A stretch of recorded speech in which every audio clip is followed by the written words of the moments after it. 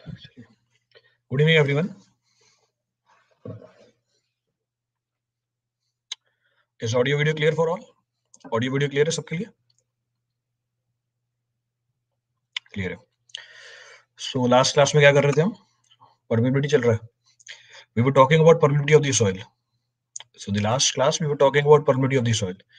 Permeability में मैंने आपको significance of permeability बता दिया था. We have talked about significance of the permeability. Then we have talked about methods to find permeability of the soil.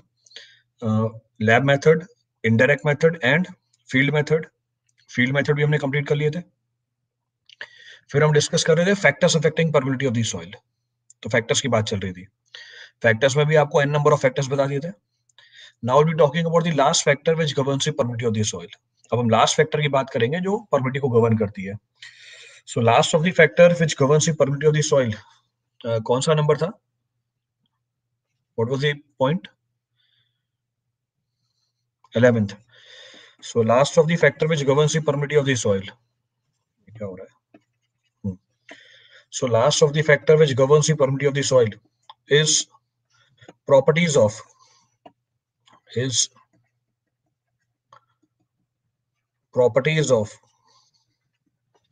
is termed as properties of prement. Is termed as properties of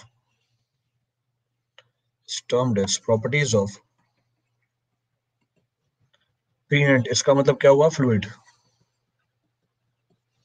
Technically termed as fluid. So now we'll be talking about the properties of the prenant, also termed as fluid.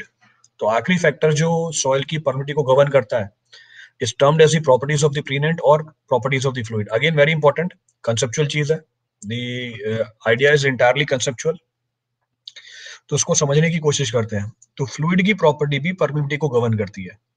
इस बात को समझने के लिए आप मुझे बताओ कि एज पर कौन सी करमान कौन कौन से फैक्टर परमिबिलिटी को गवर्न कर रहे थे? रिलेशन क्या थी? कौन सी करमान बोलता था कि permeability is directly proportional to what? Equation लिख के बताई थी. Equation was equal to what? Gamma W by mu e cube upon 1 plus e और एक फैक्टर था हमारा d10 का होल स्क्वायर. ये फैक्टर लिखा था. दिस वाज द पॉइंट में रिटर्न. तो विस्कोसिटी और यूनिट वेट है पानी का. अगर मैं प्रोपोर्शनलिटी साइन को हटाऊं तो कांस्टेंट सी लग जाएगा. C gamma by mu then e cube upon 1 plus e into d10 का whole square. So into d10 का होल स्क्वायर. तो ये हमारी बेसिक रिलेशनशिप निकल के आ गई. अब इसमें से चेक करो इसमें गामा और म्यू किसकी प्रॉपर्टी है? इसमें गामा और म्यू किसकी प्रॉपर्टी है? गामा और म्यू किसकी प्रॉपर्टी है? फ्लूइड की प्रॉपर्टी है. हमारे केस में पानी है पर प्रीमेंट कुछ भी हो सकता है. प्रीमेंट में भी यानी it may be water also, it may be some other fluid also. तो हम बोल सकते हैं जो हमारी परमिबिलिटी होती है ये फंक्शन होता है किसका? ये फंक्शन होता है फ्लूइड की प्रॉपर्टी का. So the function of the fluid property. जैसे example gamma mu, so function of fluid property. दूसरा और किसका फंक्शन है? ये ई d10, ये किसकी प्रॉपर्टी है? ये मीडियम की प्रॉपर्टी है. So depends upon medium property. तो ये मीडियम की प्रॉपर्टी है जिसके बारे में हमने लास्ट क्लास में डिटेल में डिस्कस किया था. सो प्रॉपर्टी, सो ये हमारे मीडियम की प्रॉपर्टी है. सो वॉइड रेशियो है, d10 है. So all these are the medium property. और भी प्रॉपर्टीज है हमारे पास. तो जो परमिबिलिटी है वो डिपेंड करता है फ्लूइड की प्रॉपर्टी के ऊपर भी, मीडियम की प्रॉपर्टी के ऊपर भी. मीडियम की प्रॉपर्टी के सारे डिस्कशन हमने लास्ट क्लास में कर रखे थे. अब फ्लूइड की प्रॉपर्टी के बारे में बात करें, गामा और म्यू, ये फ्लूइड की प्रॉपर्टी हमारी. पहले इसको डिस्कस करते हैं फिर मेन टॉपिक पे आते हैं. तो ये जो दोनों गामा और म्यू है डिपेंडेंट है टेम्परेचर के ऊपर. Both gamma and mu depends upon temperature. कैसे? आप खुद ही बता दो. ये गामा और म्यू टेम्परेचर पे कैसे डिपेंड करता है? तो पहले एक इंटरमीडिएट डिस्कशन करते हैं फिर मेन डिस्कशन पे जाते हैं. So we can see here both. So we can say here both. Light पड़ रही है बहुत ज्यादा. So here both gamma and mu are function of temperature. ये function है किसका? Temperature का. So gamma and mu are the function of temperature. कैसे? मुझे ये बताओ अगर temperature की वैल्यू ज्यादा है तो अगर temperature की वैल्यू ज्यादा है, if temperature is more, viscosity of the water, अगर temperature ज्यादा है viscosity of the water, कौन है ये मोर वाला? यशोवर्धन क्या बोल रहे हो? टेम्परेचर ज्यादा है, viscosity of water will be less, पानी की विस्कोसिटी कम मिलेगी. टेम्परेचर ज्यादा है, पानी की डेंसिटी अरे पानी बोल रहा हूँ, गैस कहां से आ गया? अगर टेम्परेचर बढ़ाया तो पानी की डेंसिटी क्या हो जाएगी? डिक्रीज कर जाएगी। तो टेम्परेचर के बढ़ने से पानी की डेंसिटी कम होती है, पानी की विस्कोसिटी भी कम होती है। क्लियर है चीज? तो हमारा रेशो है गामा बाय म्यू का। तो हमारा रेशो क्या है? गामा बाय म्यू का। अगर ratio is of gamma by mu, तो मुझे ये बोलो कि टेम्परेचर के बढ़ने से गामा बाय म्यू का रेशो पे क्या फर्क पड़ेगा? So gamma W by mu का रेशो बढ़ जाएगा या कम हो जाएगा? गैसेस की बात नहीं कर रहा मैं, पानी की बात कर रहा हूं अभी। I am talking about the water. तो टेम्परेचर के बढ़ने से हमारा पानी की डेंसिटी भी कम होती है, पानी की विस्कोसिटी भी कम होती है। तो पूरे रेशो में क्या फर्क पड़ेगा नहीं बता सकते, दो वेरिएबल है। अब आपकी समझ के लिए एक और जानकारी, टेम्परेचर के बदलने से विस्कोसिटी पे ज्यादा फर्क पड़ता है in comparison to that of the temperature. तो ये ऑब्जर्वेशन से आपको बता दिया कि अगर आप टेम्परेचर को बढ़ाओगे पानी की विस्कोसिटी कम होगी, पानी की डेंसिटी भी कम होगी, पर विस्कोसिटी में डिक्रीज ज्यादा निकल के आएगा in comparison to the increase. Clear है चीज? तो विस्कोसिटी में डिक्रीज ज्यादा निकल के आएगा in comparison to the decrease in the density of the water. इसका मतलब किस में डिक्रीज ज्यादा निकल के आता है? विस्कोसिटी में डिक्रीज ज्यादा निकल के आता है in comparison to the density of the water. अब बताओ पूरा रेशो क्या कर जाएगा? अब बताओ पूरा रेशो क्या कर जाएगा? अगर मैंने टेम्परेचर बढ़ाया पूरा रेशो क्या कर जाएगा? न्यूमरेटर भी कम हुआ, डिनोमिनेटर भी कम हुआ, पर डिनोमिनेटर में डिक्रीज ज्यादा निकल के आया न्यूमरेटर के डिक्रीज से, पूरा रेशो बढ़ जाएगा। The entire ratio will increase. अगर पूरी रेशो बढ़ गई इसका मतलब क्या हुआ? पूरी रेशो बढ़ गई इसका मतलब क्या हुआ? What conclusion you draw? कि अगर मैं टेम्परेचर को बढ़ाऊं तो परमिबिलिटी क्या कर जाएगी? अगर मैं टेम्परेचर को बढ़ाऊं परमिबिलिटी क्या कर जाएगी? बढ़ जाएगी। तो इसका मतलब टेम्परेचर भी किसे गवर्न करता है? इसका मतलब टेम्परेचर भी किसे गवर्न करता है? परमिबिलिटी को गवर्न करता है। कैसे गवर्न करता है उसकी जानकारी आपको दे दी। इस पूरी कहानी में आपने मीडियम की प्रॉपर्टी क्या रखी हुई है? इस पूरी कहानी में आपने मीडियम की प्रॉपर्टी क्या रखी हुई है? कांस्टेंट रखी हुई है। क्लियर चीज? ये चैप्टर खत्म करूं यहाँ पे, आगे बढ़ो। ये बात क्लियर हो गई है? तो टेम्परेचर के बढ़ने से क्या फर्क पड़ेगा सॉइल की परमिटिविटी पे? सॉइल की परमिटिविटी क्या कर जाएगी? बढ़ जाएगी। क्यों बढ़ जाएगी? डिटेल में डिस्कशन किया यहाँ पे मैंने। In detail I have discuss all the points. चलिए, अब अभी जब हमने ये डिस्कस किया, इनफैक्ट पहले दिन से डिस्कस करता आ रहा हूँ, 1000 बार बोल दिया है, आपको भी ये चीज पता है। अब इस चीज को अप्लाई करके बताओ। क्या अप्लाई करके बताओ? आपको एक छोटा सा एग्जाम्पल देता हूँ। मेरे पास दो सैंपल है सॉइल के। पहला सैंपल है क्ले, दूसरा सैंपल है सैंड। पहला सैंपल है क्ले, दूसरा सैंपल है सैंड। पहला फ्लूइड है वाटर, दूसरी फ्लूइड है हनी। तो मैंने क्ले के सैंपल में से पानी को पास कराया, सैंड के सैंपल में से हनी को पास कराया। जरा बताना किसकी परमिटिविटी ज्यादा है? Where permittivity will come out to be more? Clay के सैंपल में से पानी को पास कराया, सैंड के सैंपल में से हनी को पास कराया, किसकी परमिटिविटी ज्यादा निकल के आएगी? सैंड की, क्ले की? उस permittivity will come out to be more. ये देखो बता भी दिया कुशाल दवे ने और पार्थ ने। ये यशोवर्धन भी बता दिया, गजब। शुभम भी बता दिया। अरे भाई नहीं बता सकते। सवाल से पहले तो आंसर बताया था मैंने आपको कि कंपैरिजन के लिए बेस सेम होना चाहिए। For comparison base must be same. नहीं है बेस सेम। दो अलग अलग मीडियम है, दो अलग अलग फ्लूइड हैं। तो अगर सिर्फ मीडियम की बात करोगे, सैंड की परमिटिविटी क्ले से ज्यादा होती है। मैंने फ्लूइड भी जोड़ दिया इसके अंदर। Whose viscosity is more? किसकी विस्कोसिटी ज्यादा है? हनी की विस्कोसिटी ज्यादा है पानी से। तो हनी के केस में परमिटिविटी कम निकल के आएगी इन कंपैरिजन टू वाटर। तो सैंड बोल रहा है परमिटिविटी ज्यादा, हनी बोल रहा है परमिटिविटी कम। कंबाइंड इफेक्ट क्या होगा नहीं पता। दो अलग अलग वेरिएबल है।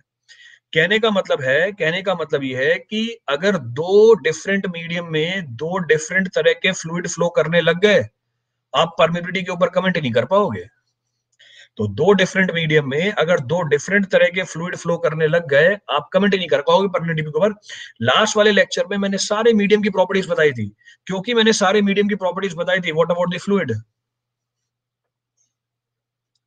क्योंकि मैंने मीडियम की प्रॉपर्टीज बताई थी, व्हाट अबाउट द फ्लूइड? वो सेम रखा हुआ था, पर अब फ्लूइड भी आ गया बीच के अंदर। इफ क्ले की जगह ग्रेवल होता देन बता सकते थे, हाँ, क्योंकि उस समय नेचर सेम हो जाता ना। तो दो वेरिएबल का अगर जस्ट अपोजिट नेचर है तो हम कमेंट नहीं कर पाते। आप दो वेरिएबल का सेम नेचर ला रहे हो तो कमेंट कर ही सकते हो।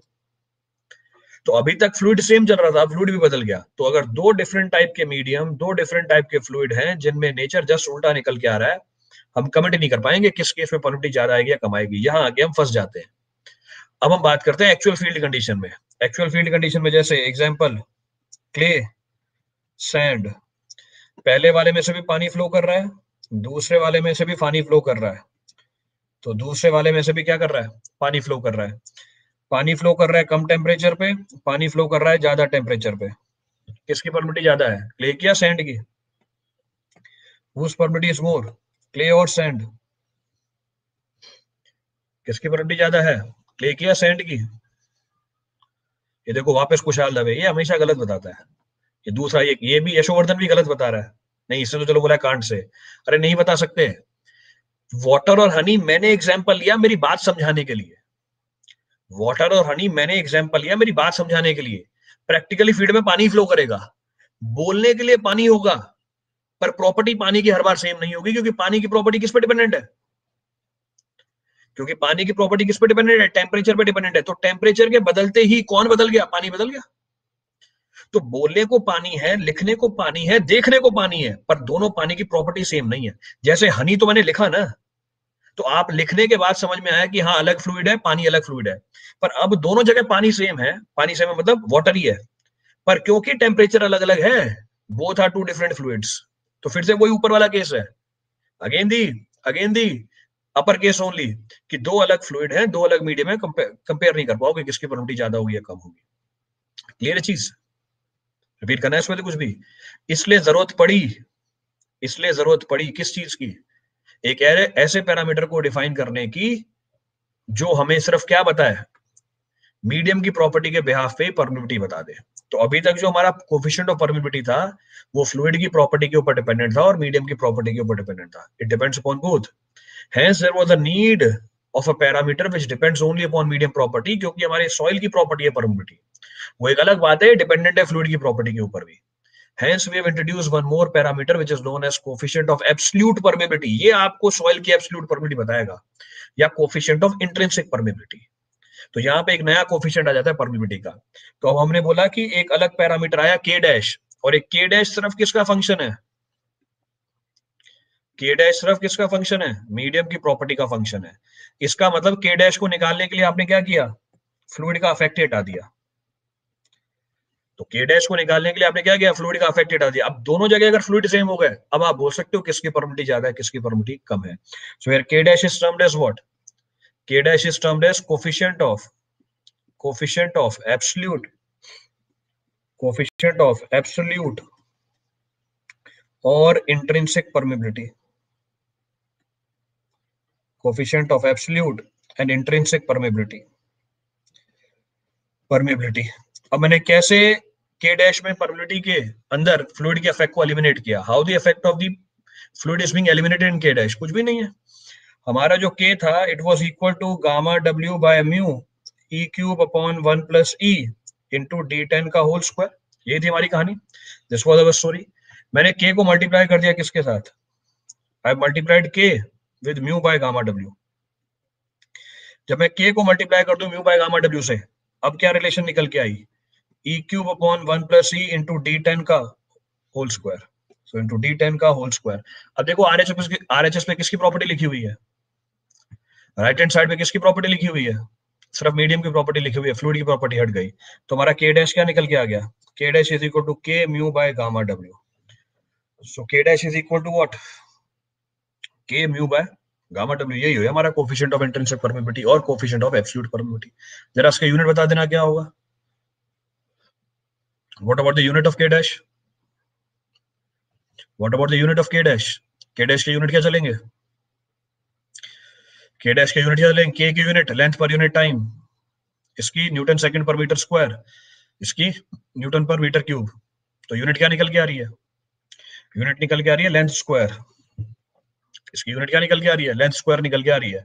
तो आप क्या लिख सकते हो, so I can say its unit is what, मैं बोल सकता हूँ इसकी यूनिट है metre square, so I can say its unit is metre square, centimetre square, और एक और यूनिट है इसकी डार्सी। तो इसकी यूनिट मीटर स्क्वायर भी हो सकती है, सेंटीमीटर स्क्वायर भी हो सकती है, और डार्सी भी हो सकती है। इट्स यूनिट में भी यानी कोई से भी यूनिट आ सकती है इसकी। क्लियर है चीज, तो कोई से भी यूनिट मेंशन कर सकते हो। अब डार्सी क्या है यहाँ पे, डार्सी की वैल्यू बता देता हूँ मैं आपको। So one darcy is equal to, so one darcy is equal to 0.987 into 10 raised to power minus 8 centimeter square.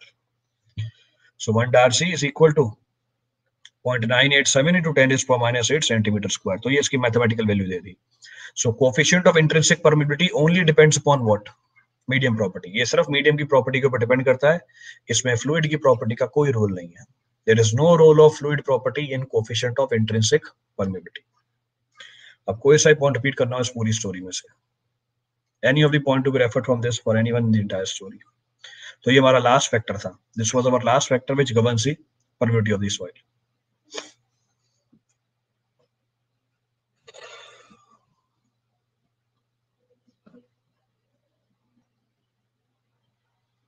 Clear है? बढ़े आगे, शैल वी कैरी फॉरवर्ड? चलिए आगे बढ़ते हैं। So last topic of permeability, so last point of reference in permeability. तो permeability के अंदर last topic, so will say permeability, so last point of discussion is permeability of stratified soil, permeability of stratified soil deposit। गलत लिख दिया इसको। so permeability of stratified soil deposit, permeability of stratified soil deposit। अब हम बात कर रहे हैं स्ट्रेटिफाइड सॉइल डिपॉजिट की। अब क्या है stratified soil deposit? So how soil is formed, soil बनती कैसे? आपको सॉइल की फॉर्मेशन बता रखी है। Soil is form because of the weathering of the rock. हर बार जब वेदरिंग होगी रॉक की, क्या सेम एक्सटेंट तक होगी? Every time the weathering of the rock will not take place by same extent. It means जैसे जैसे एक्सटेंट ऑफ वेदरिंग चेंज होती जाती है, वैसे वैसे जो हमारी सॉइल बनती है उसका नेचर भी चेंज हो जाता है। So as the extent of the weathering changes because of temperature, pressure, humidity, wind, water, या इन सबकी जो नेचर है वो चेंज होती जाती है टाइम के साथ। कहने का मतलब है जो सॉइल बनती है वो डिफरेंट लेयर्स में बनती है। तो सॉइल आपको प्रैक्टिकली हमेशा स्ट्रेटिफाइड मिलेगी। You will find different layers of the soil being placed one over each other depending upon the mode of weathering and extent of weathering. तो हम जो अभी बात कर रहे थे कि हमारा जो मीडियम है वो होमोजेनियस आइसोट्रोपिक है। ये असम्पशन चल रही थी बाय डिफॉल्ट कि पूरे सॉइल की परमिटी सेम है, नहीं मिलेगी आपको पूरे सॉइल की परमिटी सेम। अब क्योंकि हमारी जो सॉइल बनी है वो डिफरेंट लेयर्स के अंदर बनी हुई है, मुझे इस सॉइल की इक्विवेलेंट परमिटी निकालनी है। तो हमारी प्रॉब्लम्स के अंदर हम क्या करेंगे, इस पूरे सॉइल मीडियम की इक्विवेलेंट परमिटी निकालेंगे। कैसे? हम ये मान लेंगे कि हर लेयर के अंदर सॉइल की परमिटी सेम है, यानी हर लेयर को हम होमोजेनियस आइसोट्रोपिक मान लेंगे। अभी तक मैं क्या कर रहा था, पूरे सॉइल डिपॉजिट को होमोजेनियस आइसोट्रोपिक मान रहा था। अब क्या करेंगे, अब जो हमारे डिपॉजिट के अंदर डिफरेंट लेयर्स हैं उन लेयर्स को होमोजेनियस आइसोट्रोपिक मान लेंगे। तो अब हमारा एम है to find the permittivity of the soil deposits in stratified medium. अभी जो परमिटिविटी होती है स्ट्रेटिफाइड सॉइल की, ये जो परमिटिविटी होती है स्ट्रेटिफाइड सॉइल की, ये डिपेंड कर जाती है किसके ऊपर? ये डिपेंड कर जाती है कि किस डायरेक्शन में फ्लो हो रहा है with respect to the different layers of formation. इन लेयर्स ऑफ फॉर्मेशन को हम बोलते हैं bedding plane. So these layers of formation are technically termed as bedding plane। जैसे एक्चुअल बात करूं मैं, ये देखो एक्चुअल सॉइल बनी है ये, क्योंकि हम हाइपोथेटिकल बात तो भी कर ही लेते हैं। This is how the soil is formed. कुछ इस तरीके से वेदरिंग हुई है सॉइल की, ये सॉइल मिल रही है आपको, तो एक्चुअल सॉइल डिपॉजिट है हमारा। सो this is the actual soil deposit. तो इसका मतलब हर लेयर में, लेट सपोज ये मेरी पहली लेयर है, ये दूसरी लेयर है, ये तीसरी लेयर है, ये चौथी लेयर है, हम हर लेयर को होमोजेनियस आइसोट्रोपिक मान लेते हैं। तो हर लेयर की परमिटिविटी डिफरेंट होती है, K1 है, K2 है, K3 है, K4 है। अब ये जो स्ट्रेटिफाइड सॉइल की जो इक्विवेलेंट परमिटिविटी है, ये डिपेंड कर जाती है किसके ऊपर? ये डिपेंड कर जाती है कि हमारा जो फ्लो है वो इन बेडिंग प्लेन्स के रिलेटिव कैसे हो रहा है। जैसे पहला केस, तो ये पहला केस, अब बताओ ये फ्लो कैसे हो रहा है? Flow is taking place parallel to the bedding plane. दूसरा है flow is taking place perpendicular to the bedding plane. तो हॉरिजॉन्टल वर्टिकल का कोई रोल नहीं है, there is no role of horizontal vertical. इसको मैं क्लियर करता हूँ क्योंकि सवाल मिलेंगे इसके ऊपर और गलती होती है उसमें हमेशा। तो ये देखो हमारा केस नंबर 1 है, ये केस नंबर 2 है। This is case number 1, case number 2। तो केस नंबर 1 क्या है? Flow is taking place parallel to the bedding plane. तो मैंने लिख दिया ये पैरेलल फ्लो हो रहा है किसके? बेडिंग प्लेन के। दूसरे केस में जो बेडिंग प्लेन है हमारे, इसके परपेंडिकुलर फ्लो हो रहा है। तो ये परपेंडिकुलर फ्लो है, तो हॉरिजॉन्टल वर्टिकल मत ले लेना। लेट अस सपोज हमारे बेडिंग प्लेन कैसे हैं इस बार। लेट अस सपोज हमारे बेडिंग प्लेन कुछ ये हैं। This is how the soil deposits is there. ये सॉइल डिपॉजिट है हमारी। लेट अस सपोज ये हमारा सॉइल डिपॉजिट है। Check the flow. Flow check करो। पहला केस और ये दूसरा केस। पहला केस दूसरा केस। पहला केस उठाया, flow is taking place perpendicular to the bedding plane, तो हॉरिजॉन्टल प्लेन में है और ये perpendicular to the bedding plane है, तो ध्यान रखना। दूसरा case, here flow is parallel to the bedding plane. तो ये मत रट लेना हॉरिजॉन्टल होता है तो पैरेलल होता है, वर्टिकल होता है तो परपेंडिकुलर होता है, कुछ नहीं ऐसा। वो चेंज कर देगा बेडिंग प्लेन को, इंक्लिनेशन पे दे देगा आपको। नेक्स्ट केस, ये हमारे बेडिंग प्लेन है, these are our bedding plane. तो ये हमारे बेडिंग प्लेन है। अगर ये हमारे बेडिंग प्लेन है, this is how the layer is formed. पहला केस दूसरा केस। तो पहला केस क्या है हमारा? Flow is taking place parallel to the bedding plane. दूसरा केस क्या है हमारा? Flow is taking place perpendicular to the bedding. तो पहले केस में फ्लो पैरेलल है, दूसरे केस में फ्लो परपेंडिकुलर है। In the second case flow is perpendicular. So what is the equivalent permeability of stratified soil? It depends upon the nature of flow or direction of flow in relation to the bedding plane. तो ये जानकारी दी आपको मैंने। This is the information being given to you. अब दोनों case को अलग अलग समझते हैं। Now we'll try to understand both the cases separately. पहला केस उठाते हैं। So first case, flow is taking place parallel to the bedding plane. तो पहला केस लिया parallel to the bedding plane. So flow is taking place parallel to the bedding plane. तुम्हारी flow कैसे हो रही है? बेडिंग प्लेन के parallel हो रही है। So the first case, flow is taking place parallel to the bedding plane. अब बेडिंग प्लेन के पैरेलल फ्लो हो रहा है, ये लो, ये हमारा बेडिंग प्लेन है, this is our bedding plane. तो अगर flow parallel to the bedding plane हो रहा है, मैंने आपको 3 लेयर सिखा दी यहाँ पे। मुझे एम है इक्विवेलेंट परमिटिविटी निकालना। My aim is to calculate equivalent permittivity. तो समझाने के लिए मैं डायग्राम आपको 3D में बना के दिखा रहा हूँ, ओनली फॉर अंडरस्टैंडिंग पर्पस, ताकि पूरी पिक्चर क्लियर हो जाए यहाँ पे। तो पहला केस लिया, flow is taking place parallel to the bedding plane. When flow is taking place parallel to the bedding plane, her layer में से हेड लॉस कितनी होगी? Through every layer, how much of the head loss will take place? Her layer में से head loss कितना होगा? Same होगा। Through every layer, head loss will come out to be same. तो हेड लॉस में तो कोई चेंज नहीं निकल के आएगा। हेड लॉस मेजर करने का तरीका क्या है हमारे पास? हेड लॉस मेजर करने का तरीका क्या है हमारे पास? दो कंसर्न पॉइंट के बीच में head loss is equal to what? दो कंसर्न पॉइंट के बीच में head loss is equal to what? Difference of the level of the water above the two concern point.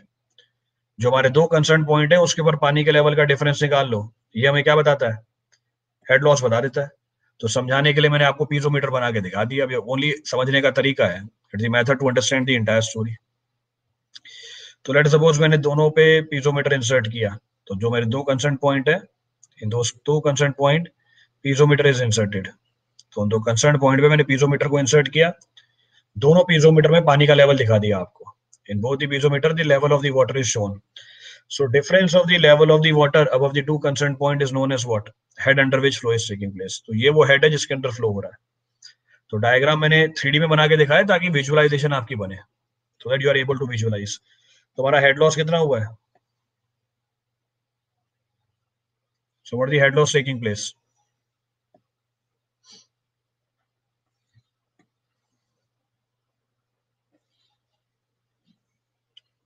कितनी हेड लॉस निकल के आ रही है? लेट सपोज H निकल के आ रही है, H is the head loss. तो डिफरेंस बता दिया डायरेक्टली आपको। हर सॉइल की लेयर की परमिटिविटी क्या है? डिफरेंट है। तो हर सॉइल के लेयर की परमिटिविटी डिफरेंट है। तो पानी फ्लो कर रहा है parallel to the bedding plane.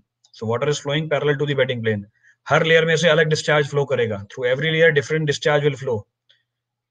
तो velocity of flow v1, v2, v3, rate of flow q1, q2, q3, permittivity is k1, k2, k3। तो तीनों लेयर की परमिटिविटी क्या है? डिफरेंट है। तीनों लेयर की थिकनेस डिफरेंट है। Thickness of all the three layer is different. तो तीनों लेयर की थिकनेस ही अलग अलग है। सो तीनों लेयर की थिकनेस डिफरेंट है। So thickness of all three layers is different. तो थिकनेस है इसकी Z1, इसकी है Z2, इसकी है Z3। आप इसकी जो विड्थ है बोर्ड के अंदर उसको 1 यूनिट मान सकते हो। Width is consider to be 1 unit, तो width is consider to be 1 unit. तो इसको विड्थ को हमने कितना ले लिया, 1 मीटर ले लिया। सो विड्थ को मैंने ले लिया 1 मीटर। तो अभी मैंने पूरा डायग्राम बना के दिखा दिया।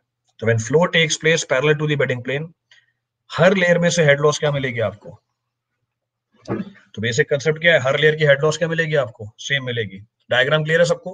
3D में बना के दिखाई है इस बार डायग्राम मैंने आपको। क्लियर है एंटायर सिचुएशन? अब चेक करते हैं। तो पहली कंडीशन क्या है यहाँ पे, H1 will be equal to H2 will be equal to Hn will be equal to H. This is the head loss. पर जो टोटल डिस्चार्ज फ्लो कर रहा है, it will be equal to what, Q1 plus Q2 plus Q3 up till Qn, यही होगा। तो जो total discharge flow करेगी हमारे सॉइल मीडियम में से, हर लेयर में डिफरेंट डिस्चार्ज फ्लो कर रही है, summation of all the discharge. Total discharge को मैं क्या बोल सकता हूँ, K equivalent parallel to the bedding plane. So K equivalent parallel to the bedding plane. So K into I into A total area. So K into I into A. So I can say Q is equal to K equivalent parallel to the bedding plane. So K equivalent parallel to the bedding plane. K equivalent parallel to the bedding plane. I A क्या है हमारा? A है हमारा Z1 plus Z2 plus Z3 Z3 up till Zn into 1. ये total area आ गया soil का। तो हमारे सॉइल मीडियम का total area of flow velocity का परपेंडिकुलर होता है। तो मैंने सारे लेयर के एरिया को जोड़ दिया। इसका मतलब ये डिस्चार्ज कितनी निकल के आ गई, K equivalent parallel I summation of ZI, ये निकल के आ रहा है। ये हमारा क्या निकल के आया, पहली इक्वेशन निकल के आ गया। This is first equation. अब अगर मैं Q1 Q2 Q3 Qn की वैल्यू चेक करूं, Q1 विल कितनी हो गई, Q1 विल बी K1, तो Q1 will be K1 into I into area, area कितना है इसका, Z1 इंटू 1। उसी तरीके से Q2 कितनी है, it will be equal to K2 into I into Z2 into 1। उसी तरीके से Q3 कितनी है, K3 into I into Z3 into 1। तो ये हमारी क्या निकल के आ गई, Q1 Q2 Q3 निकल के आ गई। सब्स्टिट्यूट कर दो ऊपर। अगर मैं सब्स्टिट्यूट करूं तो आई कैन से K equivalent parallel I summation ZI will be equal to what, will be equal to K1, so will be equal to what, K1 I Z1 plus K2 I Z2 plus K3 I Z3 up till Kn I Zn। तो I तो same है सब जगह, hydraulic head loss to the length of flow कोई difference नहीं है। तो K equivalent कितना आ गया, parallel to the bedding plane. K equivalent parallel to the bedding plane comes out to be how much? K equivalent parallel to the bedding plane summation Ki Zi. So summation Ki Zi upon summation. So summation Ki Zi upon summation. So upon summation Zi. So upon summation Zi. This is K equivalent parallel to the bedding plane. तो directly आपको इसको apply कर रहे हैं सवालों के अंदर। So when flow takes place parallel to the bedding plane, K equivalent is given by the following relationship. हम K equivalent इस relationship से निकालेंगे। कोई सा पॉइंट रिपीट करना उस पर, any of the point to be referred from this. IQ sir, क्या IQ सर, IQ का मतलब क्या है?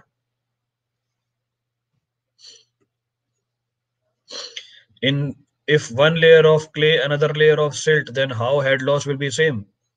If one layer of clay, then how? अच्छा head loss होता क्या? What is the meaning of head loss? What is the meaning of head loss? Head loss to the length of flow, तो दोनों में लेंथ ऑफ फ्लो अलग अलग है, दोनों में हेड लॉस अलग अलग है, पर हमारे आई की वैल्यू सेम निकल के आ जाएगी। The value of I will come out to be same. Water if flow is taking place at an inclination, तो दोनों केस मिक्स कर देंगे अभी पैरेलल परपेंडिकुलर वाले। तो if flow is taking place at an inclination, तो 2 dimensional flow हो जाएगा, वो देखेंगे अभी आगे, दैट विल सी। तो 2 डायमेंशनल फ्लो की एनालिसिस करेंगे, अभी तो 1 डायमेंशनल फ्लो ही है, पहले इसको तो समझ लो अभी। क्लियर है चीज? So if flow is taking place parallel to the bedding plane, K equivalent is given by the following relationship। वो relationship हमने निकाल ली यहाँ पे।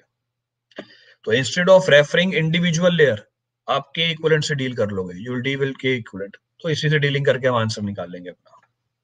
इसका मतलब एनालिसिस करने का तरीका हमने सिंप्लीफाई कर लिया। We have simplified the method of analysis. कोई सा भी स्टेप रिपीट करना उसमें से?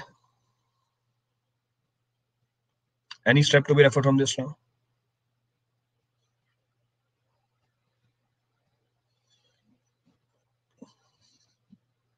चलो आगे बढ़ते हैं। So will continue, will carry forward. दूसरा केस क्या है? दूसरा केस है परपेंडिकुलर टू, दूसरा केस है perpendicular to the bedding plane, perpendicular to the bedding plane. तो दूसरा केस है perpendicular to the bedding plane. अब फ्लो कैसे हो रहा है? Perpendicular to the bedding plane हो रहा है। अब फिर से डायग्राम दिखाना पड़ेगा आपको। Again I have to show the diagram. इधर देख के बनाते हैं, इधर साफ है। So flow is taking place perpendicular to the bedding plane. ये देखो फ्लो हो रहा है perpendicular to the bedding plane. इस बार मैंने चीजों को छोटा कर दिया है ताकि समझने में आसानी रहे। डायमेंशन बनानी 3D के अंदर, तो 3 dimensional. So now flow is taking place perpendicular to the bedding plane. अब फ्लो हो रहा है परपेंडिकुलर डायरेक्शन में। So flow is taking place perpendicular to the bedding plane. तो ये हमारी बेडिंग प्लेन्स दिख रही हैं आपको। These are the bedding planes which are being shown to you. तो ये बेडिंग प्लेन बना के दिखा दी। अब मुझे दिखाना है piezometer. Now I have to show piezometer. Vertical line, फिर एक और vertical line, one more vertical line is to be shown, then this is the horizontal line, ये हमारी horizontal line है, then this horizontal line, this is the horizontal line। ये एक piezometer लगा के दिखा दिया। ये दूसरा पीजोमीटर लगाया टॉप पे। The second piezometer is placed at the top। पहले पीजोमीटर में पानी का लेवल, दूसरे पीजोमीटर में पानी का लेवल। तो दूसरे पीजोमीटर में पानी का लेवल, ये क्या बताएगा हमें? Difference of the level of the water in two piezometer indicates what? Difference of the level of the water in two piezometer indicate the head loss. तो दोनों पीजोमीटर में पानी के लेवल का डिफरेंस क्या बताता है हमें? हेड लॉस बताता है। तो दोनों पीजोमीटर में पानी के लेवल का डिफरेंस भी मार्क करके दे दिया, स्मॉल h। अब फ्लो हो रहा है हमारा perpendicular to the bedding plane. The flow is taking place perpendicular to the bedding plane. इस केस में आपको वेलोसिटी और डिस्चार्ज क्या मिलेगा हर प्लेन में से? Through each plane what about velocity and discharge? Through every plane discharge will pass by same magnitude as per conservation of mass। so as per conservation of mass discharge is same। अब discharge same है और area same है, discharge same है और area same है, so area is same। अब discharge same है, area of flow same है। जरा बताना area of flow कितना है? और the area of flow में डायमेंशन मार्क करके दे देता हूं आपको। मार्किंग की डायमेंशन, तो मुझे area of flow बताना दोनों तीनों लेयर के लिए कितना आ रहा है निकल के। what the area of flow coming out for 3 layers? so let us suppose Z1, Z2, Z3, this is B, this is 1 meter। ये हमारी 1 मीटर निकल के आ गई। चलो what is the area of flow? पहली वाली लेयर का एरिया ऑफ फ्लो कितना है? Z into 1। बहुत बढ़िया प्रिंस कुमार। ये देखो दूसरा शुभम भी आ गया, बहुत बढ़िया गजब। बता बता के थक गया। एरिया हमेशा कौन सा लेते हैं? हमेशा कौन सा एरिया लिया जाता है? अब तो इस कंप्यूटर को समझ में आ गया होगा, ये कंप्यूटर सीख लिया होगा, ये पेन टाइप सीख लिया होगा मेरा, क्या कौन सा एरिया लेते हैं। वो जवाब देने लग गया है। जो परपेंडिकुलर टू द फ्लो होता है, देख लो वेलोसिटी किस डायरेक्शन के अंदर है, वेलोसिटी दिखा रखी है, उसके परपेंडिकुलर एरिया भी दिखा रखा है। So perpendicular to the direction of flow which area is coming out? b into 1। और हर लेयर का क्या है वो देखो, b into Z1। हर लेयर का एरिया क्या मिल रहा है? सेम मिल रहा है। तो डिस्चार्ज कांस्टेंट है as per conservation of mass. क्योंकि हर लेयर में से एरिया ऑफ फ्लो सेम है, तो वेलोसिटी भी क्या मिलेगी आपको? सेम मिलेगी। Velocity will come out to be same. अब डिस्चार्ज सेम है, वेलोसिटी सेम है, पर अब आपको हर लेयर में हेड लॉस क्या मिलेगी? डिफरेंट मिलेगी। Through every layer head loss will be different. तो यहाँ मुझे कंसेप्ट ही चेंज करना पड़ेगा अपना। तो अगर मैं इस वाले केस के प्रिंसिपल सीखूं, इस वाले केस के प्रिंसिपल्स, तो पहली लेयर की जो डिस्चार्ज है वो Q1 है, दूसरी लेयर की डिस्चार्ज जो है वो Q2 है, तीसरी लेयर की डिस्चार्ज जो है वो Q3 है, और वो Qn के बराबर है, तो डिस्चार्ज सेम है, डिस्चार्ज सेम। जो वेलोसिटी है वो हर लेयर की क्या मिलेगी आपको, सेम मिलेगी। So velocity of each layer will also come out to be same. तो हर लेयर में से आपको वेलोसिटी सेम मिलेगी, हर लेयर में आपको डिस्चार्ज क्या मिलेगी, सेम मिलेगी। पर अब जो टोटल हेड लॉस होगा H, ये आपको समेशन ऑफ हेड लॉस मिलेगा। तो हर लेयर की हेड लॉस को जोड़ दो, क्या मिल जाएगा आपको, टोटल हेड लॉस मिल जाएगा। तो मैं हर लेयर की हेड लॉस को जोड़ दूंगा, क्या मिल जाएगी मुझे, टोटल हेड लॉस मिल जाएगी। Calculate the total head loss. तो अब कैसे कैलकुलेट करूं मैं, so I will say total discharge will be equal to what, K equivalent perpendicular to the bedding plane I into A। Clear है चीज। अब इसको अगर और एनालाइज करूं, K equivalent perpendicular to the bedding plane, total head loss, length of flow कितनी है, overall length of flow will be how much, overall length of flow will be equal to Z1। तो इसको थोड़ा magnify करके लिखता हूँ, ये तो K परपेंडिकुलर आ गया, डिवाइड करा total length of flow Z1 plus Z2 plus Z3 up till Zn, ये हमारी ओवरऑल लेंथ ऑफ फ्लो आ गई। Summation of Z into area of flow, area of flow कितना है हमारा, B इनटू 1। सो Q कितना निकल के आया, K equivalent perpendicular H upon summation ZI into B, यही वैल्यू निकल के आई। इसका मतलब H कितनी निकल के आई यहां से, what is the H coming out, what is the H coming out, Q into summation ZI। So Q into summation ZI divide में क्या जाएगा, डिवाइड में जाएगा K इक्विवेलेंट परपेंडिकुलर, डिवाइड में गया K equivalent perpendicular into B। तो ये हमने क्या निकाल ली, टोटल हेड लॉस निकाल ली। अब यूज करते हैं हम Q1 को। तो अगले पेज पे गया, हम बोलेंगे Q1 भी Q के बराबर है, it is equal to what, K1 into I1।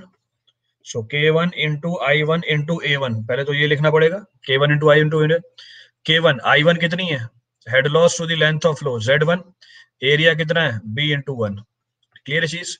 यहाँ से H1 क्या निकल के आई, H1 निकल के आई यहाँ से Q into Z1 upon K1 into B। Clear चीज। इसी तरीके से H2 क्या निकल के आएगी, Q into Z2 upon K1 into B। इसी तरीके से H3 क्या निकल के आएगी, Q into Z3 upon K3 into B। ये सारी वैल्यूज उठा के डाल दो यहाँ पे। तो ओवरऑल हेड लॉस कितना है, ओवरऑल हेड लॉस है Q summation ZI upon K equivalent perpendicular into B। This is equal to what, Q into Z1 upon K1 into B plus Q into Z2 upon K2 into B plus Q into Z3 upon K3 into B up till Q into Zn upon Kn into B। तो ये हमने पूरी calculation कर ली, this complete calculation is done. अब देखो कौन कौन सी चीजें एलिमिनेट हुई, Q एलिमिनेट हो गया, कॉमन है। दूसरा एरिया एलिमिनेट हो गया, कॉमन है। K इक्विवेलेंट कितना निकल गया परपेंडिकुलर डायरेक्शन में, what is K equivalent in perpendicular direction, ये निकालना था। सो K equivalent in perpendicular direction, summation ZI numerator में, तो समेशन ZI है न्यूमरेटर के अंदर, तो समेशन ZI है न्यूमरेटर के अंदर। डिनोमिनेटर में क्या लिखा हुआ है, डिनोमिनेटर में क्या लिखा हुआ है, डिनोमिनेटर में लिखा हुआ है summation of ZI by KI। So summation of ZI by KI, this is K equivalent in perpendicular direction. अब मैंने आपको डिराइव करके दिखाया, आपको डिराइव नहीं करना है, आपको इसको बस अप्लाई करना है, you to apply this in your problems. मैंने बस आपको कंसेप्ट बताया क्योंकि ये कंसेप्ट सवालों में लगते हैं। So derivation will never be asked, but the concept involved in the derivation will be applied in the problems. इसलिए हमें पता होना चाहिए वो आया कहां से निकल के, what the principle being used. Clear है पूरी स्टोरी, रिपीट करना है इस पे कुछ भी, any point to be referred from this for anyone? Now a basic reference since मुझे बताओ वर्टिकल प्रेशर ज्यादा होती है, हॉरिजॉन्टल प्रेशर ज्यादा होती है, वर्टिकल प्रेशर ज्यादा मिलता है, हॉरिजॉन्टल प्रेशर ज्यादा मिलता है। ये बेसिक एनालिसिस कर रखी है, सवाल कर रहे हो आप। लेटरल अर्थ प्रेशर कम हो जाती है, K से मल्टीप्लाई हो जाता है, तो K से मल्टीप्लाई हो जाती है वैल्यू। तो हम बोलेंगे since sigma we is more than sigma H, sigma we की वैल्यू सिग्मा एच से ज्यादा निकल के आती है। अब क्योंकि सिग्मा वी सिग्मा एच से ज्यादा निकल के आता है, के which is K which is equivalent in parallel direction comes out to be which is K equivalent in perpendicular direction. तो जो हमारी के इक्विवेलेंट होती है parallel to the bedding plane, ज्यादा निकल के आती है K equivalent perpendicular to the bedding plane से। तो क्या निकलता है, वर्टिकल डायरेक्शन में कॉम्पैक्शन ज्यादा हो जाती है। डिस्कस किया था डिग्री ऑफ कॉम्पैक्शन। अगर डिग्री ऑफ कॉम्पैक्शन ज्यादा है, व्हाट अबाउट परमिबिलिटी? अगर डिग्री ऑफ कॉम्पैक्शन ज्यादा है, what about permeability?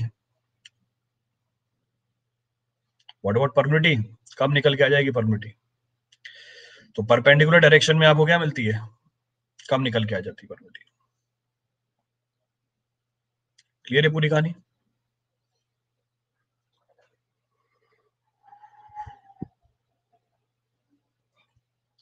This completes your entire permeability. ये आपकी पूरी परमिबिलिटी कंप्लीट कर देता है। So complete permeability is being referred. Clear है पूरी कहानी? रिपीट करना है इसमें से कुछ भी अब किसी के लिए? Any point to be referred from this for anyone?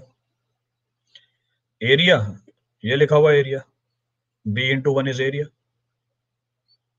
Area of flow is equal to b into 1, diagram में दिखा तो रखा है। चलो शेड भी कर दिया। This is the area of flow.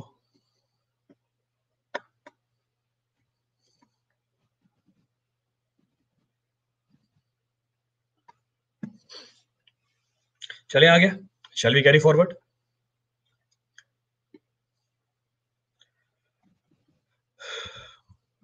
Any point to be referred from this for anyone? अब एरिया जरूरी नहीं है,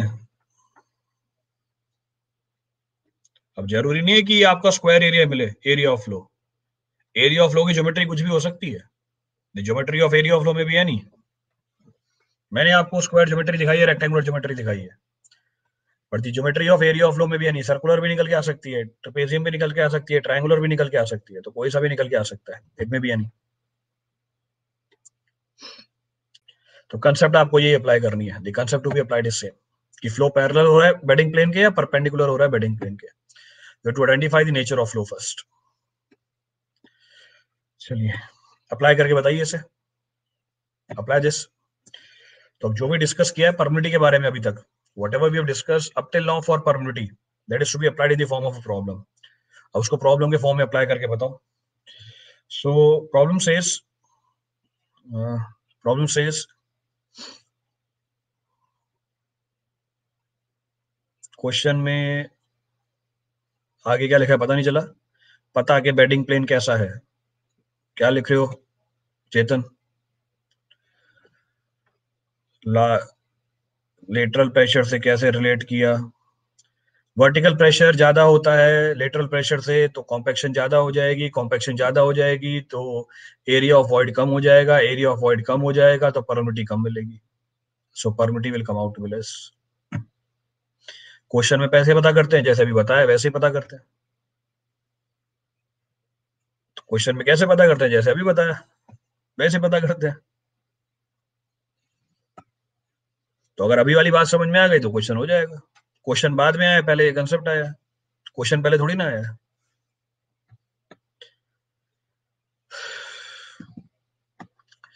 सो our aim is to apply all the concepts of permittivity. सारे कांसेप्ट अप्लाई करने परमिटिविटी के एक साथ एक ही प्रॉब्लम में। अब अप्लाई करके बताओ। It says in the given soil sample, it says in the given soil x in the given soil x has permeability of 4 into 10 raised per minus 3 centimeter per second। 4 into 10 raised per minus 3 centimeter per second, तो ये जानकारी दे दी। and head loss in soil y is 9 times the head loss in soil x is 9 times the head loss in soil X, 9 times the head loss in soil X. तो ये जानकारी भी दे दी आपको. Then find पहला part, permeability of soil Y, permeability of soil Y. Next, quantity of flow per hour, quantity of flow per hour. तीसरा point, to what elevation would water rise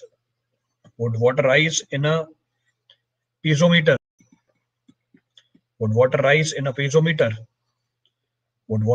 piezometer, in soil Y at elevation of 5 centimeter. Next, elevation of 5 centimeter. Next क्या है? Fourth है, what is pressure head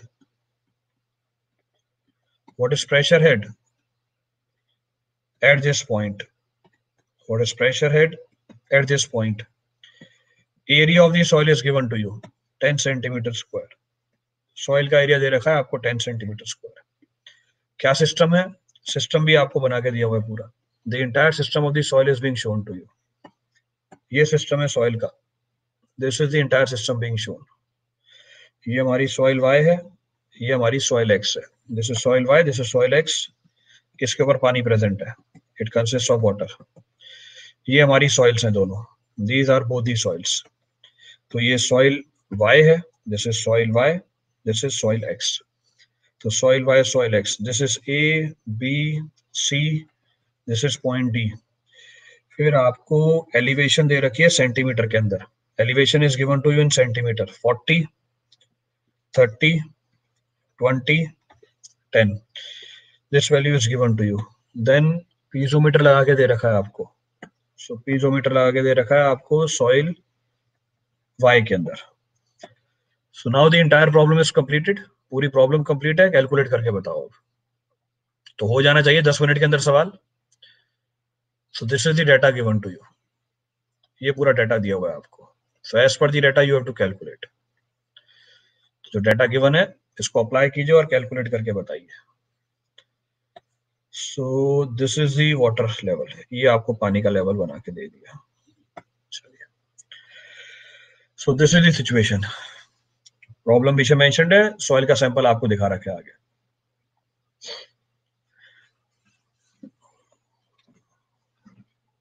apply all the concepts that we have discussed up till now. अब जो भी concept बताए अभी तक आपको सारे अप्लाई हो जाएंगे इसके अंदर.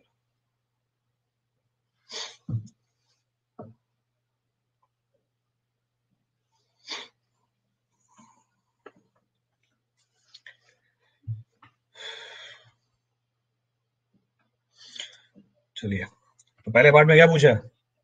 Permeability of soil Y. Information क्या दे रखी है आपको? In the first part, what is the information given? Head loss in soil X. क्या information है? Head loss in soil Y is 9 times of head loss in soil X. So head loss in soil Y is 9 times the head loss in soil X. Clear है? Flow is taking place parallel to the bedding plane, perpendicular to the bedding plane. अरे ये क्या हुआ? ये बीच में आ गया page. इसको मैं एलिमिनेट कर रहा हूं. मैं आगे वाले पेज पे लिख रहा हूं, नहीं तो वो फिर बाद में समझ में नहीं आएगा आपको. तो ये आगे गए. हाँ, क्या इन्फॉर्मेशन दी हुई है?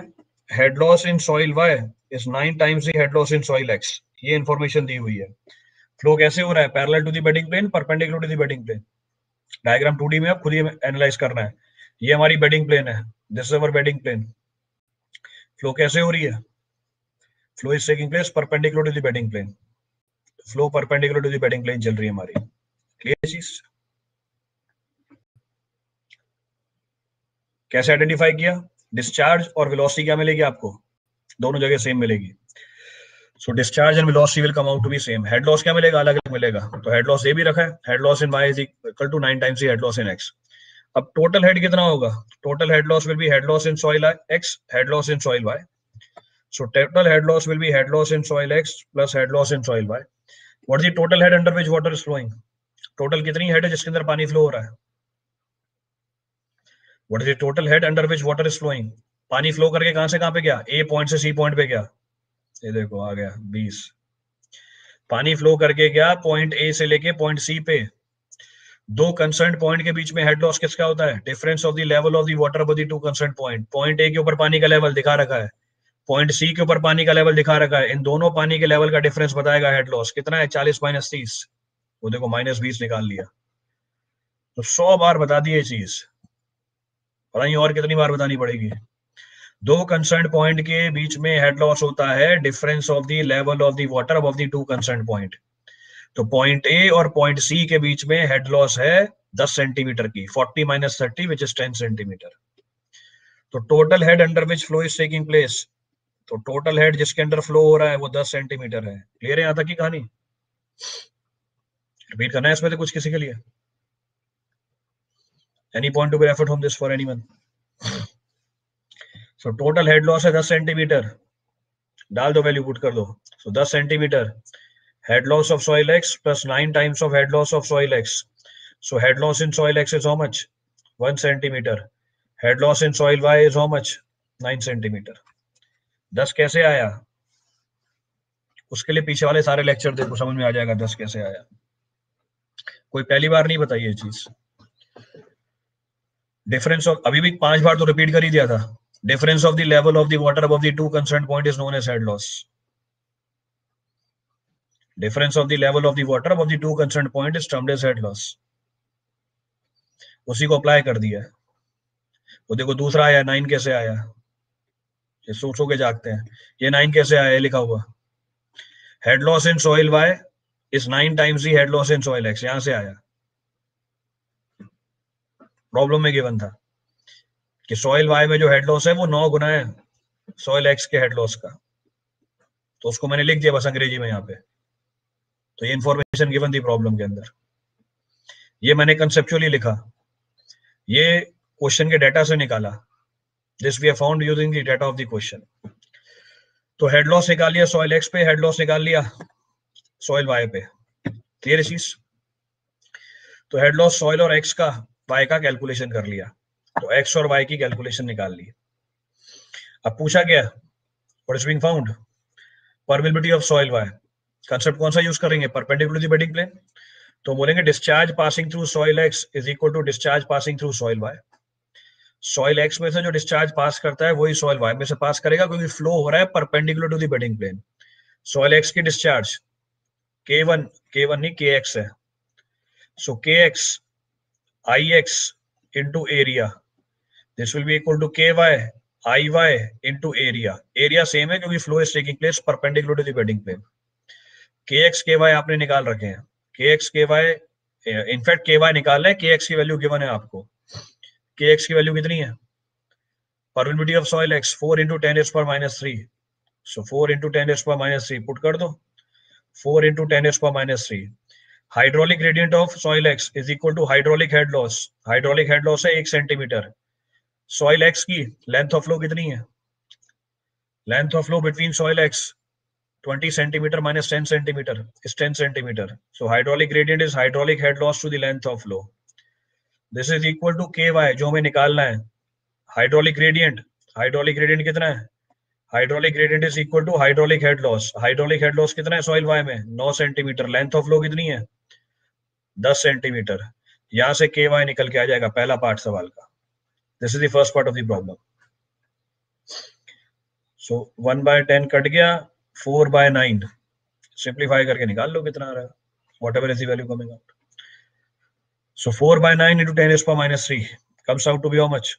4.45 into 10 raised power minus 4 centimetre पर सेकेंड। फर्स्ट पार्ट प्रॉब्लम का कोई सा ही पॉइंट रिपीट करना हो इस पहले पार्ट में से, any point to be repeated from this first part.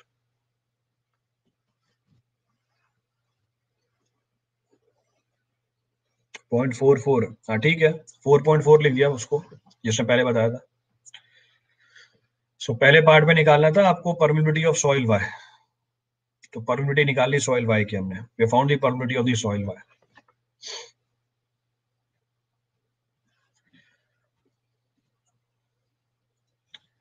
Clear है पूरी कहानी?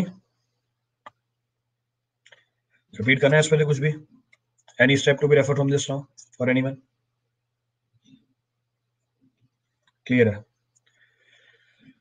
Next, quantity of the flow per hour. Quantity of flow per hour निकाल सकते हैं, दूसरा पार्ट तो कुछ भी नहीं है। दूसरे पार्ट में डिस्चार्ज पूछ रहा है। So discharge Q is equal to Q X. नीचे वाली सॉइल कौन सी है? एक्स है, वाई है, कहीं से भी निकाल लो। Q is equal to Q X is equal to K X I X into A. K X कितनी है? 4 इंटू 10⁻³ 4 इंटू 10⁻³ आई एक्स कितनी है? Head loss to the length of flow 1/10। Area कितना था? 10 सेंटीमीटर स्क्वायर। तो रेट ऑफ फ्लो कितना आया? 4 into 10⁻³ 4 into 10⁻³ ये है पर सेकंड। आपसे किस में पूछ रहा है? पर आर में पूछ रहा है। अगर ये पर सेकंड में है तो पर आर में कितना होगा? अगर ये rate of flow per second में है, per second converted into minute, minute converted into hour, क्यों निकाल लो कितनी आ रही है। So this is the rate of flow per our.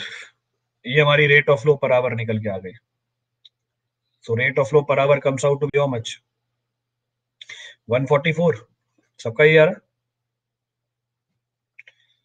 144।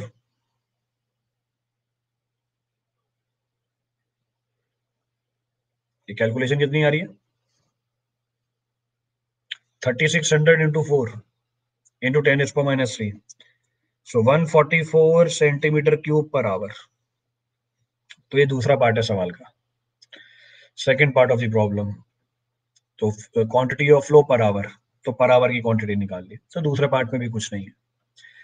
To what elevation would the water rise in a piezometer in a soil Y at an elevation of 5 centimetre. सवाल बोल रहा है सॉइल वाई में हमने एक पीजोमीटर लगाया, कितने elevation पे?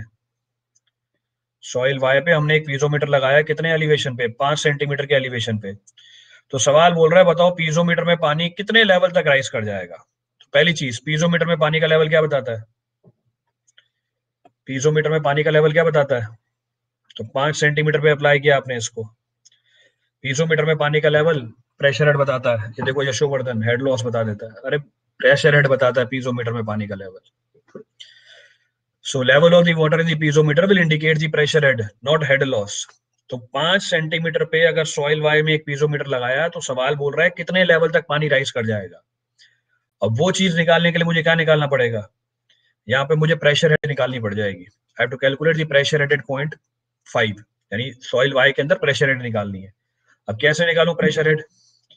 प्रेशर हेड निकालने के लिए, प्रेशर हेड निकालने के लिए वो क्या चाहिए? हाइड्रोलिक ग्रेडियंट चाहिए सॉइल वाई की। सॉइल वाई की हाइड्रोलिक ग्रेडियंट कितनी है? Hydraulic head loss to the length of flow कितनी आई? 0.9 सेंटीमीटर पर सेंटीमीटर। यानी सॉइल वाई में अगर 1 सेंटीमीटर चलता है पानी तो एनर्जी कितनी खर्च करता है?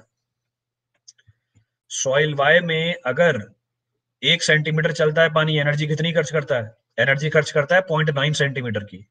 तो पानी जब पॉइंट ए से 5 सेंटीमीटर ऊपर गया, कितनी दूरी चला?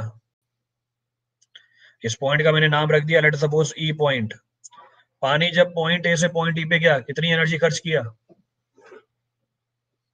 पानी जब पॉइंट ए से पॉइंट ई पे गया, कितनी एनर्जी खर्च किया? आई वाई इंटू 5 सेंटीमीटर। तो 0.9 इंटू 5 कितनी एनर्जी खर्च कर गया? 0.45 सेंटीमीटर की 4.5 सेंटीमीटर की, हाँ 4.5 सेंटीमीटर की। तो पानी एनर्जी खर्च कर गया 4.5 सेंटीमीटर की। तो जो हेड लॉस निकल के आया पॉइंट ई पे वो आया 4.5 सेंटीमीटर का। पॉइंट ए पे एनर्जी कितनी थी पानी के पास? What is the total energy available?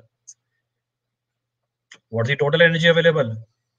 It is equal to datum head plus pressure head. इसको हम बोलते हैं datum head plus pressure head. Datum किसको मानते हैं? जो मन करता है मान लो, कोई फर्क नहीं पड़ता। Whatever you may assume, कोई it will hardly make any change.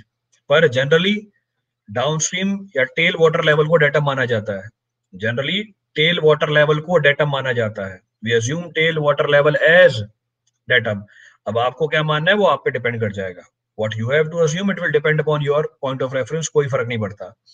मैं किसी भी पॉइंट को रेफरेंस मान सकता हूँ, आप किसी भी पॉइंट को रेफरेंस मान सकते हो, उससे कोई फर्क नहीं लग जाएगा।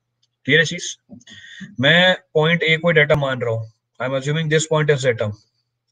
अगर मैं इसी को डेटा मान लूं तो पॉइंट ए पे डेटम हेड कितना है? पॉइंट ए पे डेटम हेड कितनी है? What is datum at point A? 0. What is pressure at point A? Point A पे प्रेशर हेड कितनी है? पॉइंट ए पे प्रेशर हेड कितनी है? 40. टोटल हेड कितनी हो गई? What is total head coming out? 40 plus 0, सो 40. जब पानी ए से ई पे गया, हेड लॉस कितनी हुई? जब पानी ए से ई पे गया, हेड लॉस कितनी हुई? 4.5 सेंटीमीटर की. तो पॉइंट ई पे एनर्जी कितनी बची?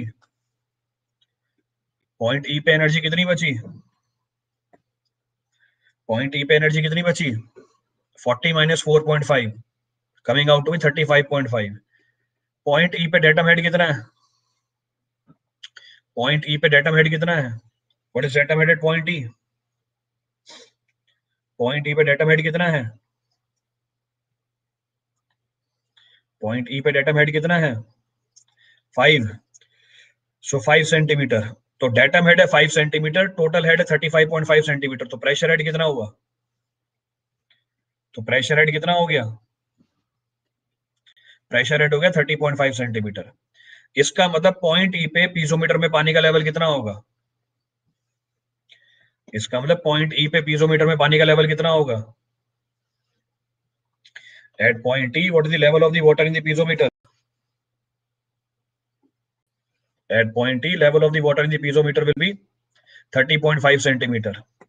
तो पीजोमीटर में पानी का लेवल 30.5 सेंटीमीटर. तो ये सिचुएशन है, दिस इज द सिचुएशन. तो 30.5 सेंटीमीटर प्लस 5 सेंटीमीटर टोटल कितनी हो जाएगी? तो ये है हमारा 35.5. तो अगर मैं पीजो सेट करूंगा यहाँ पे पानी का लेवल यहाँ पर राइज कर जाएगा. सो this is the water level. तो पीजोमीटर में पानी का लेवल हमें बताता है प्रेशर हेड. तो ये प्रेशर हेड है हमारा. ये वैल्यू कितनी आ रही है प्रेशर हेड की? This value is coming out to be 30.5 centimetre. पर पीजोमीटर में पानी का लेवल अगर हम डेटम से मेजर कर लें, वो क्या बताएगा? पीजोमीटर में पानी का लेवल अगर हम डेटम से मेजर कर लें, ये क्या बताएगा? ये हमें हाइड्रोलिक हेड बता देता है. तो ये हमें हाइड्रोलिक हेड बता देगा, जो पीछे निकाली थी आपने, जिसको हम टोटल हेड भी बोल देते हैं. तो टोटल हेड कितनी आ रही है? ये this total head was 35.5 centimetre. तो टोटल हेड थी 35.5 और प्रेशर हेड है 30.5. तो दोनों चीजें पूछी हुई है इसमें सवाल में. जैसे पहली चीज क्या पूछी? To what elevation would the water will rise in the piezometer? तो कितने एलिवेशन तक पानी राइज कर गया? हम बोलेंगे 35.5 सेंटीमीटर तक राइज कर गया.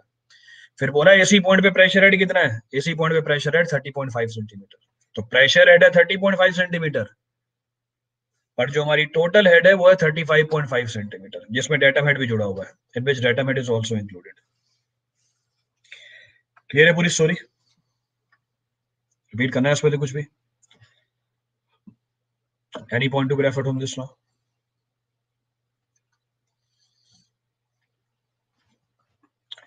तो जितने भी टेक्निकल पॉइंट्स हैं वो सारे बता दिए आपको.